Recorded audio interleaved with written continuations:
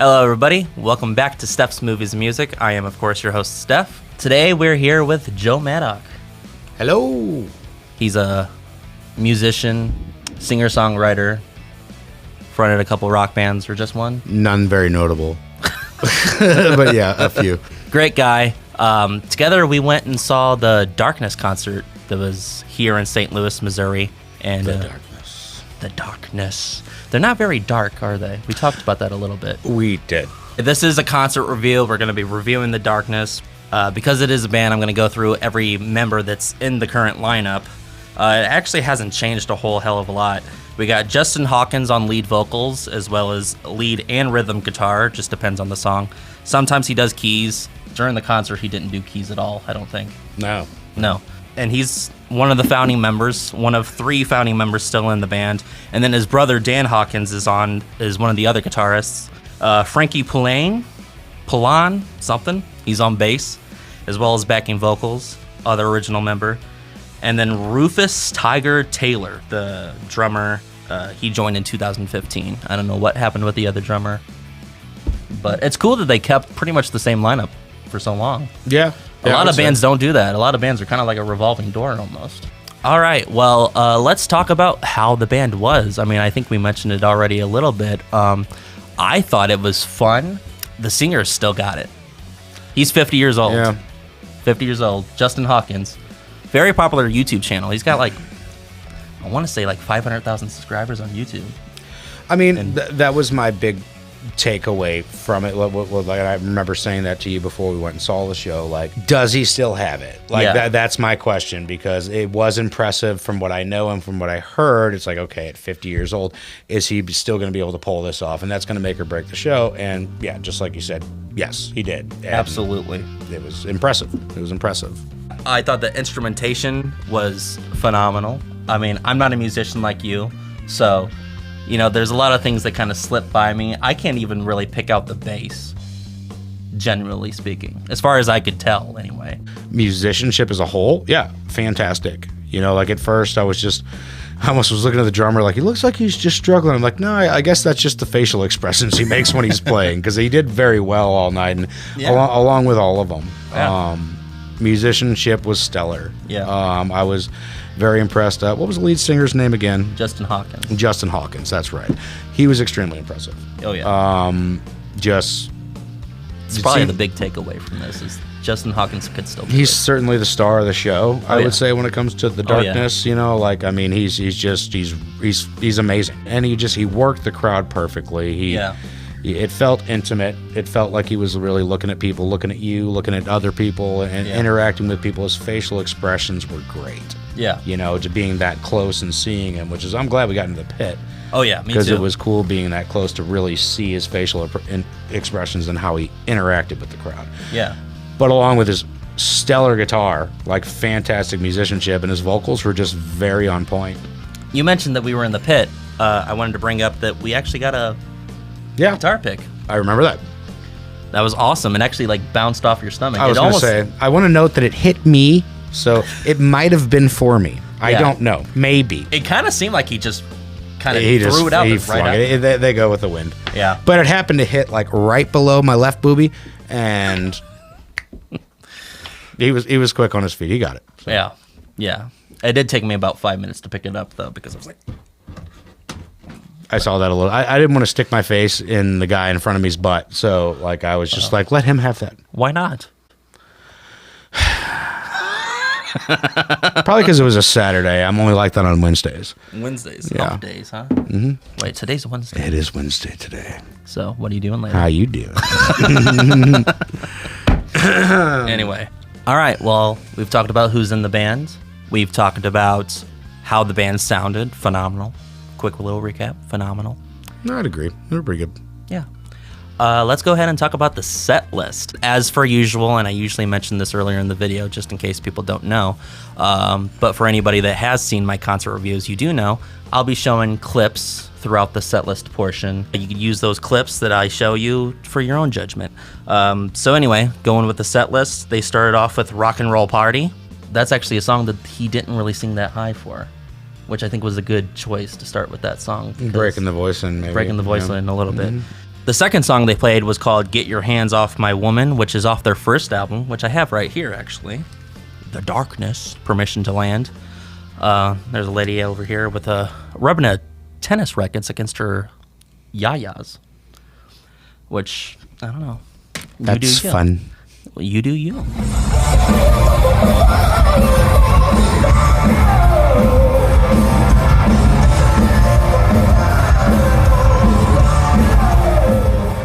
Oh, and her bare ass is out. That's always good, too. Mm-hmm. Anyway. Also very dark, might I add. Yeah. Maybe instead of get your hands off my woman, it should be get your tennis rackets off my woman. But, Yeah, and so that was a fun song. And then Growing on Me was their next song that they played.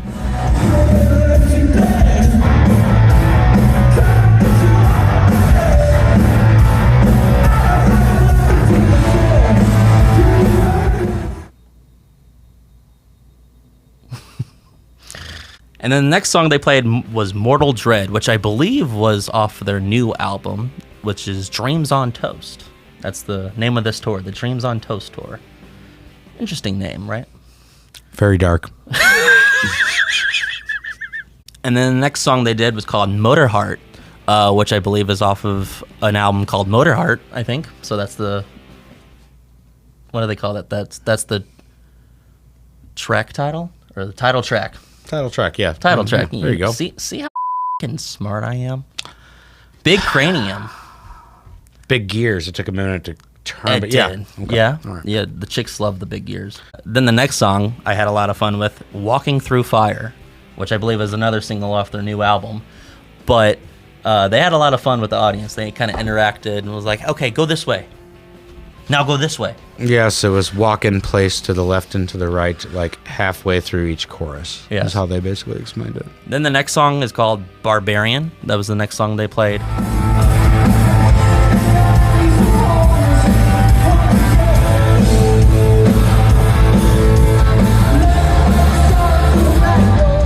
Next song they played is called Love Is Only a Feeling, which was, I want to say, like a top 5 hit for them over in the UK. And I really enjoyed that. Once again, another high vocal ranging sound or song, and yeah, they nailed it. I thought it was really good. The next day, actually, while I was at work, I listened to the studio version for the first time, and this was the day after the concert, and it sounded pretty close to the performance that we saw the night before. So.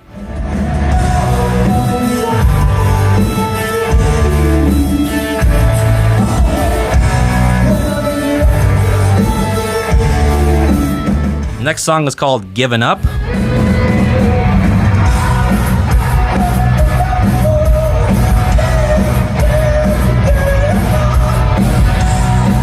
Next song was, I think the one that we were talking about before, that the drummer got up and sang, called My Only. Pretty sure. Sounds about right. Yeah, it does. Yeah. And I guess we could talk about his vocals real quick. Nothing special. You could tell it was, I think, an intentionally goofy song. So you don't really need to have outstanding vocals for something like that. I mean, I wouldn't even necessarily call it goofy because it was almost heartfelt at a time, but like... Yeah. But kind of in like a tongue-in-cheek kind of way, you know what I mean? Yeah, when you're not... When you're going up against a lead frontman like that, you're not really ever going to be able to match up to him. Absolutely. Quite. But his vocals were pleasant, on key, and bluesy. Next song was called Heart Explodes, which I think might have been one of their hits. I'm not sure. Next song was called The Longest Kiss. Then the 13th song they played was Friday Night, which is interesting. 13th and then Friday. Maybe they planned that out. I don't know. But yeah, that was their next song. Don't have much to say about that. Japanese Power of Love was the next one, which I think is a cool name for a song. Silly, but kind of cool. Not cool, really. It's mostly silly. Okay. The next one was their big triumphant hit that everybody knows. I Believe in a Thing Called Love.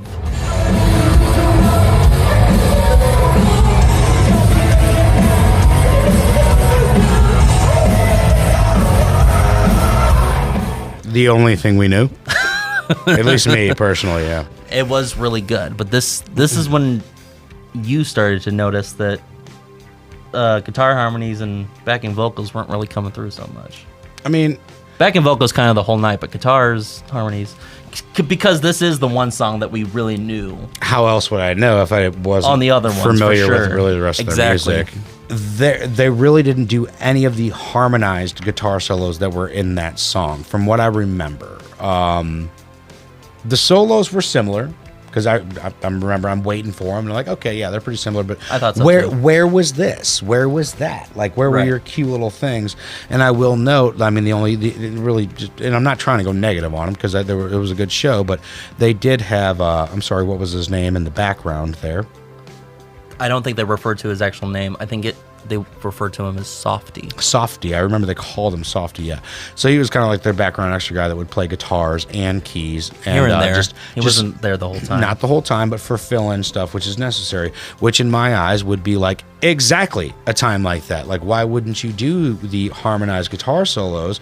Oh, well, maybe the song's not big enough without the rhythm guitar going. Well, they had another person for that. So that'd be the only gripe that I have. Like, why did they not do the iconic harmonized guitar solos that were in the song? Maybe they have a reason. Maybe they just like to have fun up on stage. I also thought about this. A lot of bands get fed up when like one of their songs kind of just takes over their entire career.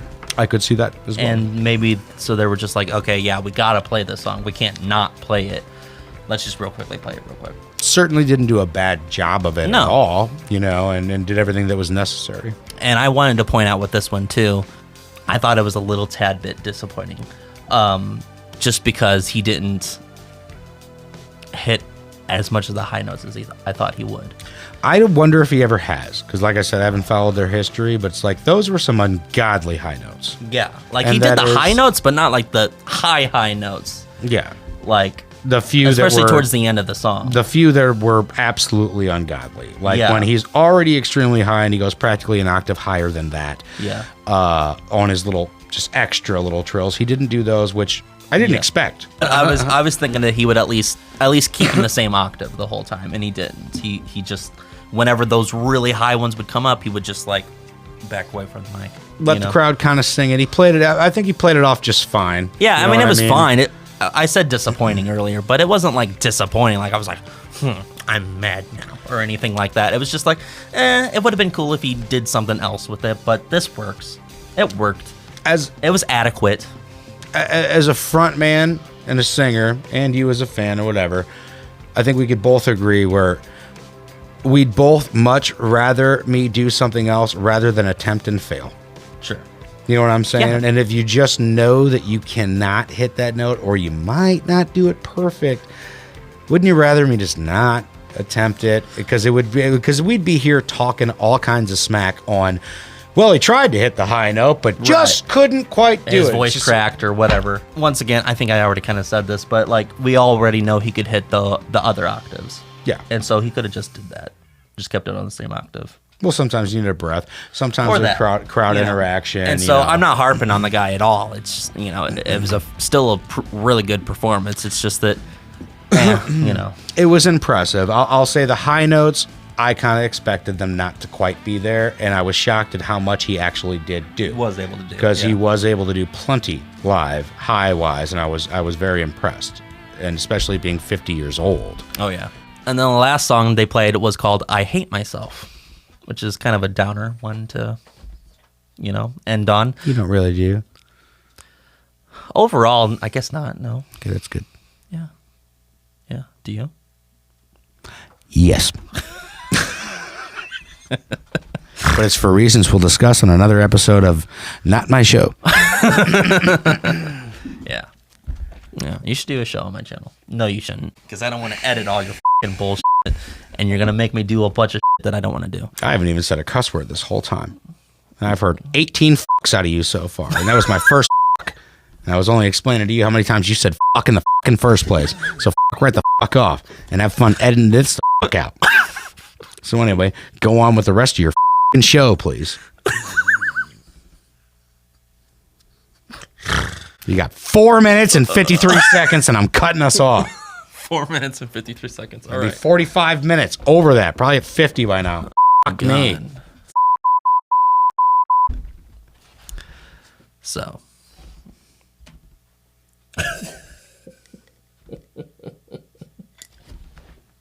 Wow. Lastly, before we move on, I wanted to mention they actually didn't play a couple other songs. I believe One Way Ticket was a pretty big hit for them in the UK. It would have been cool to hear that. You know, I know it wasn't, obviously it was a big hit in the UK. Doesn't mean it was a big hit here. It wasn't a big hit here. I don't know it. I wouldn't know it. And I wouldn't either. So, like, maybe this is just worthless of me to say. But anyway, so it would have been cool to hear some of those other songs. I don't think they played anything off their second album, which is called One Way Ticket to Hell and Back. But anyway, moving right along, just to close this thing out, great show. Do I recommend seeing The Darkness? Yeah, why not? I mean, especially at $45, even if you only know the one song, you're going to have a great time. It's worth it. This is coming from somebody not even in their wheelhouse. I was skeptical. Yes. Yeah. They're fantastic, and they put on a great show. And, it really wasn't a gag thing. It's just, once again, like, just not my cup of tea. It seemed to be a gag thing in the U.S. when they came out, but a lot of people really dug them as well. Like, it wasn't just like, oh, these guys are goofy, funny, make fun of them type of thing. It was like, no, they rock. Like, I miss harmonized solos. I miss high notes and, the craziness. And like, it was like, let's bring back hair metal type stuff. Like, exactly. That's why I think it got big in the U.S. when it did, and why that one song, I Believe in a Thing Called Love, actually gripped everybody, because we're just like, this is weird, but also awesome. Exactly. So it was pleasantly surprising. And they do have dedicated fans here in the U.S., evidently, because, I mean, the pageant it's a smaller venue, but it's not like small. It's not like a casino. Well, you're talking, somewhere in between at least 1,000 and 1,500 people, I would say.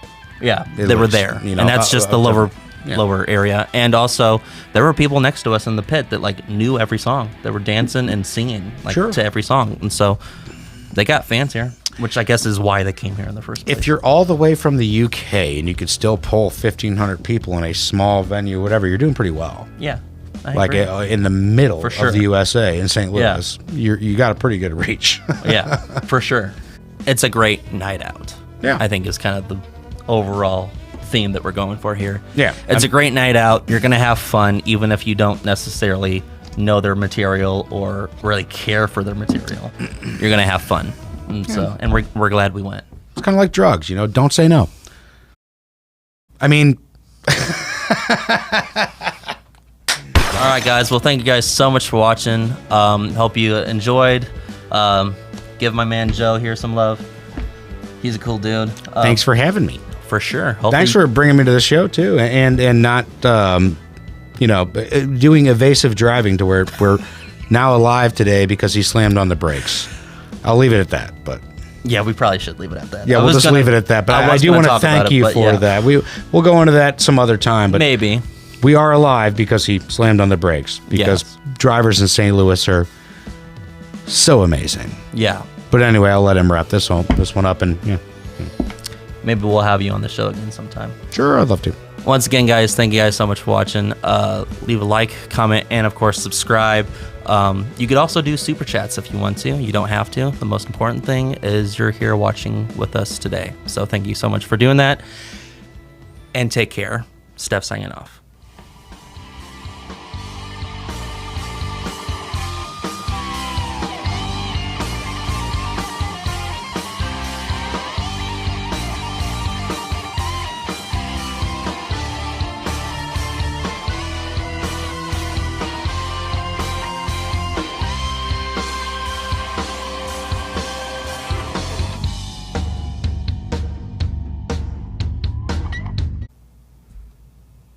There you go. All right.